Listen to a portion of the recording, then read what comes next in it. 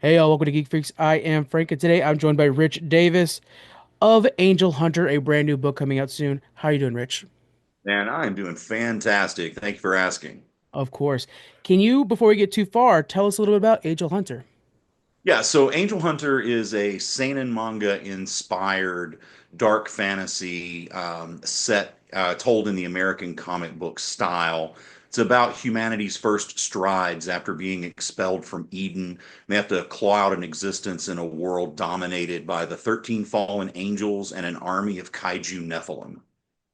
Yes, that immediately tells you like late 2000s awesome gritty movie that I'm like can't wait to watch. It so sounds great. Um Kaiju Nephilim, those two words next to each other. Okay, I'm in. Where where did this idea spark in you? How did you get this idea? So it actually started as kind of a joke. I just finished up issue 2 of Reign of Dracula, Hmm. and prior to that, just a few weeks before that, I had finished up Prometheus and Chains, and Yeah. Prometheus took everything out of me, man. It was the most difficult thing that I've ever written. I mean, it just wiped me out. And then trying to jump into Reign of Dracula, getting back into that horror world, I just had a hard time doing it. I just didn't want to finish the book. And Yeah. so I did what I normally do. I just wrote something else. And I'd been watching the show called Goblin Slayer on Okay. Crunchyroll. Yeah. And so I had this idea, and I did it like, I don't know, like 2 in the morning, laying in bed, just typing it on my phone. And I was like, I'm going to tell this little short story. It's going to be like 8 pages. And it's about these four heroes with no names going into this cave and defeating the demon lord Moloch. Hmm. And, it was just fun and silly and stupid and violent. And it was so much fun that, I decided to do more with it. Yeah. I sent it over to Les and I was like, what do you think? What do you think about this? And he was like, I think we need to do something with it. He's like, you got a Yeah. book here. And I was like, okay, we got a book. Let's do this. And yeah, so from there, man, it just kind of took off. Um, the doing it in the manga style with with that style of art. Les fought me like hell on that in the Really? beginning. Hmm. Oh yeah. I love Les. We're like brothers, man. We fight like hell, but we work very, very well together. Yeah. And but Les didn't want to do the manga thing because he had it in his mind that anime and manga were Dragon Ball Z. That's it. There's Oh, I nothing see. else. And so I was like, dude, here, check out Berserk. Check out Attack on Titan. Check out Battle Angel Alita. Check out all of these other really rad. I'm sorry, is my dog coming through It is, but on? don't worry about it. We'll address it. Now that we said it out loud, people know that it's not their minds. We're good. Let me shut down. So Dobby is this new dog that we have, and my girlfriend Tiffany was going to Kroger, and this homeless guy came up and shoved Dobby in her window. It Oh, was like, wow. and Tiffany's like, what? So we took the dog and she gave the guy $10, and now we've got a new dog. His name's Dobby, and he's cute, but when he's not getting attention, he whines. I understand. This is my dog's house. I just pay all the bills. Yeah, so Oh, I exactly. totally get That's the that. way I feel, man. It's like can I sleep on that little bed in the corner? Yeah. Because they take up my bed. I mean, they Oh, they it's just crazy. there and they're like, Doesn't matter the size of the dog, too. By the end of the day, end of the night, they have most of right. the bed. The little ones take up more room than the big ones Yes, somehow. they I don't know do. how that happens. So let's return back to your story here. I would like to touch into the fact that you started off in theater and then you made that transition into comics, and now you're transitioning into like a new form of comics. Why make that move in medium? And what are some of the benefits to moving that way? Yeah, so my background is in playwriting and screenwriting. So my very first comic was Cult of Dracula. Hmm. And it began as a stage play in Wilmington, North Carolina. It was at the time it's called Dracula Reimagined. It was nominated for a bunch of North Carolina Theater Awards. It won several. And I had the very large privilege of having someone who had become a very dear friend of mine, Tony Todd. He played Candyman, Right, of obviously. course. He happened to be in the audience one night. He was in town filming something at Screen Gem Studios, and he hung out after the show. And he was like, Rich, I really like this show. You've got something here. Hmm. And he said, you know, you should do something. And so I decided that I was going to try to adapt it into a micro budget film, you know, something that we would film on $1 million or less. Right. And um, we did that. I wrote the screenplay, and it was so my wife got sick with kidney disease, and she ultimately Okay. passed away in 2020. Oh wow. So while I was working on that screenplay, you know, when she got sick, I was like, I can't do this. So I actually threw it away. I threw Cult of Dracula away, threw it in the trash. And Mm. Amber got so pissed at me, man. I don't think she's ever yelled at me the way that she yelled at me over that. And luckily, she had a PDF of it, and so she gave it back to me, and she was like, "Look, I get it. We can't we can't make a film. We don't have the time. We don't have the resources. You know, we got to worry about, you know, me right now. Right. Why don't you try to turn it into a comic book?" And I was like, you know, that could work. You know, because writing a comic book script is very, very similar to writing a screenplay.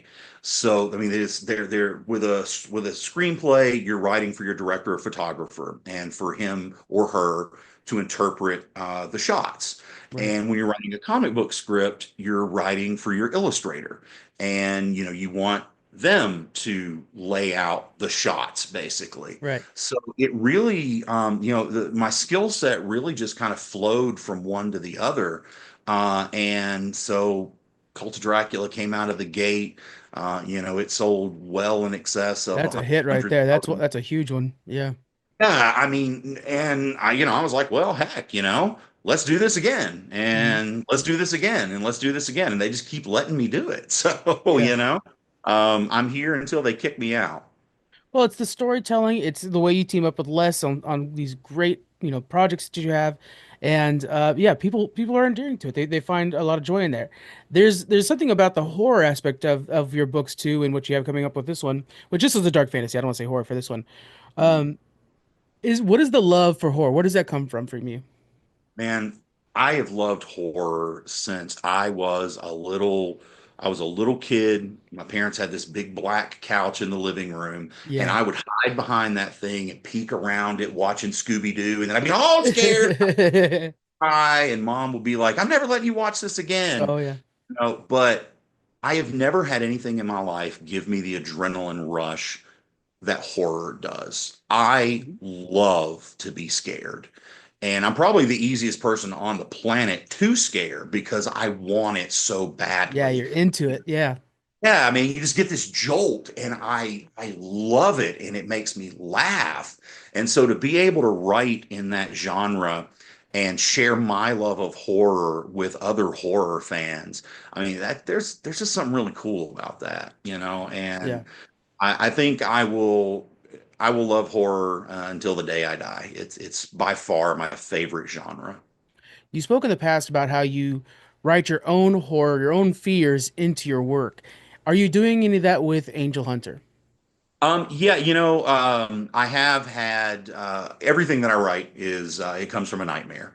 Hmm. I've had vivid nightmares as far back as I can remember, and the only way I could ever cope with those nightmares I found was to write them down. Yeah. It's one of those things, you know, once you name the monster's not scary anymore. Right. So I wrote them down, and they've become the basis of my books, or little pieces come in there. And I did when I was, God, this one came from, I was 14 or 15 when I wrote this down. I had this nightmare that I was in a cave, and it seemed so vividly real. It felt like I was like a Native American in this cave, Mm. and there was these blood sacrifices going on in the cave, and there were like women screaming and babies crying, and there were these big scary demon looking things. I mean, this is how vivid my nightmares are, Yeah, and how that's much, it's you know. And cinematic. so yeah, and so that worked its way into Angel Hunter. Also, you know, I was raised in a small town where church is really big time part of your life. Yeah. And you know, I'm a person faith. This Mhm. isn't a biblical book. It's not trying to evangelize or Right. convert anybody. But we do draw inspiration from different religions. Most actually of what we write in Angel Hunter doesn't come from the Bible. Right. It comes from the Book of Enoch, the Book of Giants, the Book of Lilith, all these apocryphal books. Mhm. It comes a lot from Jewish apocryphal books and even some from Islam. They wrote all the cool stuff about angels and demons. Yeah. The Bible mentions them like, I don't know, 3 times, and it's all boring, Yeah. and so most of what we know about Lucifer being cast out of heaven and the war in heaven and the Watchers lusting after women and the Nephilim, the giants, that doesn't come from the Bible. It all comes from the Apocrypha. But being as I grew up in that environment where church was a really big thing, I had a really good strong familiarity with concepts of angels and demons and things like that. So that definitely flows into the work as well. Since you're bringing in so many views that you were not too familiar with, were you trying to then move them into the lens of what you grew up with? So when you learn about these, well, in your book, by the way, we have the 13 different armies or 13 different angels with their armies. So clearly, we're gonna have like you kind of get a vibe of like leaders of generals. How do you bring that into the religion that you grew up with, and how does that work out for you? What I have to do when I'm writing with any type of religion, because Mhm. religion is very personal to people, Yeah. and I do not want to offend people. I'm not here to convert you, and I'm not here to insult you. So what I have to do when I'm writing like this is I have to look at everything as a mythology. So I treat what I'm reading from the Bible or from the Talmud or from the Torah or whatever. I treat it the same as I would Norse mythology or Greek mythology. I'm pulling characters and stories out of here. Again, I'm not preaching to you. So I think that's the best way I've been able to handle it. And yet, in my writing style, I mean, even go back to Cult of Dracula when the very first opening when we meet Renfield at this creepy little tiny church way back in the sticks in the middle of nowhere. Dude, I drove by that church like 5 times here in Yeah. Tennessee. I Mhm. mean, that church exists. So, your life, your upbringing, it definitely finds its way into your writing and your style of writing. And, I used to hate this saying because I didn't understand it. When my writing professors would say, write what you know. Right. And I was always hated that because I was like, I don't want to write what I know. I want to write something else. I want to write a fantasy about vampires and all that stuff. So I didn't get it. And then as I kind of established myself as a professional writer, I started to get it. It's your life experience. It's the life that you've lived that fuels these fantastical worlds. They allow you to tell these crazy stories, but with a grounding, with an anchor to hold you there that gives them a reality. Yeah. And when I found when I tap into that, my writing feels a lot more genuine. It has a lot more heart than when I'm just writing something that I don't really care about. So writing what you know has been probably the best lesson that I've ever learned about Yeah. writing. It harkens back to me the old Pixar stance is that you write about such something so broad and comfortable that's relatable to you that you could put that person in anything. So if they're Yeah. fighting angels and demons over here, or if they're dealing with Dracula over here, if you have a person who's dealing with love, fear, things like that, it translates to beyond things and people can relate to your story and your Oh, characters. sure. Yeah, those universal concepts, the things that we all experience, the shared humanity that we have. Yeah. When you can tap into those things, you can tell a damn good story. Yeah. Now you're working with a friend of ours, Joey from Geek Collective, and Yeah. he talks about your character Shori. Can you tell us a little bit about Shori? Okay, so it's a Shiroi Majo. It's a little I hard to. He said it wrong. I want to put that out there first. I got it from him. Yeah. So it's Shiroi Majo. She is known as the White Witch of Edessa, and she is the only known survivor of the Third War of the Fallen, and that was the war that defeated Moloch and prevented him from raising the Prince of the Fallen. Hmm. So she has now become the high priestess to the Radiant God. And she exists in a city called Lycidia. It's the only city that humanity has managed to put together. Everyone else lives out in these little villages or nomadic trains. Humanity really doesn't have a strong footing in this world except for Lycidia, Hmm. and it's protected by Shiroi Majo. Now, Shiroi Majo has a I can't call it a dark secret, but Okay. it's a heavy, heavy secret that she has to bear. And I would love to tell you what that secret is right now, but I worry that it's going to spoil quite a bit of volume 2 of the book. Okay. It doesn't come into play in volume 1, but if you look at her and if you pay attention to her story in the book, you're gonna get it, Okay. and and it's going to pay off for you in volume 2. But her secret is very, very, very relevant and very compelling, and it makes her quite a tragic character. She's the big character that we've been pushing in all of our advertising. Yes. Part of it is she's an amazing freaking character, and then the other part of it is it's a hot blonde anime chick, and so it's eyeballs. Yeah, well, the way she holds herself, the way she dresses too, she tells you like, "Hey, I am what you probably expect out of an angel," and then like almost like that archangel style, right? And then so you're like, "Okay, let me explore more," and then you hear about the Niphilims and stuff like that, and this the kaiju. So then it's a good gateway into the story, really into the world. Yeah, It's I great. think so. Yeah. And she's been a really fun character to write and to conceive. In the beginning, she was really the only fleshed out character that I had Yeah. when Les and I first started talking, and everybody else, they were very loose concepts. I mean, their names changed like 50 different times because I couldn't decide who they were. Hmm. I was having all these conversations with them, but they weren't telling me who they are. And I know that sounds crazy, but if you're a writer, you probably get it. Like I legitimately have conversations with my characters. And I've had artists before. They'll ask me. Les has done this, and it drives him crazy.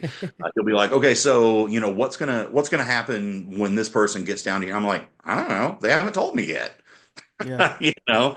So I operate off these loose outlines. Like I've got Angel Hunter mapped out in an outline all the way through volume 10. That's Um, incredible. Wow. yeah, it's ambitious, and the outline's going to change. It always does, Hmm. but at least you've got the foundation of it. But yeah, Shiro Majo for a while was probably the most developed character, and now the others have caught up. And Les has his favorites, I have my favorites, and so they're coming together to tell a really incredible story. Les and I both we feel the same way about Angel Hunter. We feel like we've got something special. Yeah. Um, I have the same feeling about Angel Hunter that I had about Cult of Dracula. And I think that we've got something that's got legs that people are really going to relate to. It's going to be a very entertaining story. And as an intellectual property, there's a lot of potential for this to grow outside of just a comic book. Yeah. And in my shock and you saying volume 10, I want to make sure to let everybody know this first one that's coming out, 96 pages, and then 120 pages for the ones following that. You are not releasing these in these small floppies. This is going to be complete stories people are going to be getting. They're going to be diving right into it. And frankly, at my age of a comic book reader, I like those now. I'm kind of into the bigger trays. I don't want to get, stuck. So I do appreciate that. How does that, why do that instead of doing the smaller floppy version? So I also own a comic book store. So Oh, I that's get I get awesome. to look at this. I get to look at this from many different angles. As a Hmm. comic book fan, a comic book retailer, and a comic book writer, I get to see it from all different angles. And there's a lot of people that are going to cringe when I say this right now, but it is absolutely gospel truth. Floppies are dead. It is impossible to get people to buy independent genre floppies right now.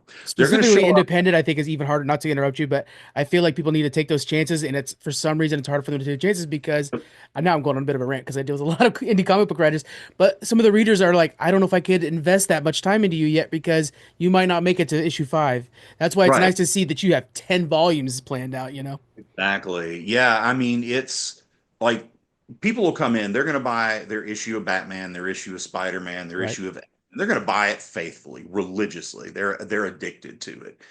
But trying to get them to pick up a new number one horror book or a sci-fi book or a fantasy book. I mean, heck, even things that like Garth Ennis and Cullen Bunn write, Donnie Cates, it's hard to get people to pick them up in floppy.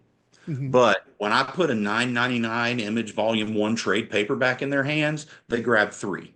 Yeah. And they love it. The genre books just make more sense in a collected edition. So that's one reason.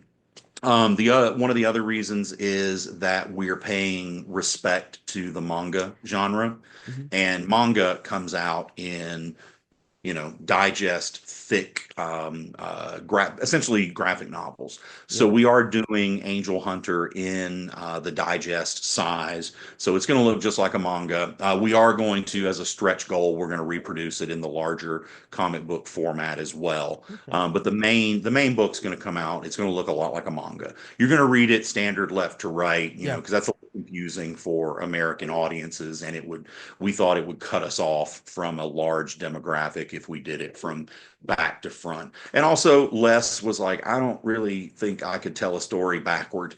And I was like, well, dude, then don't do it. Let's just do Yeah. it.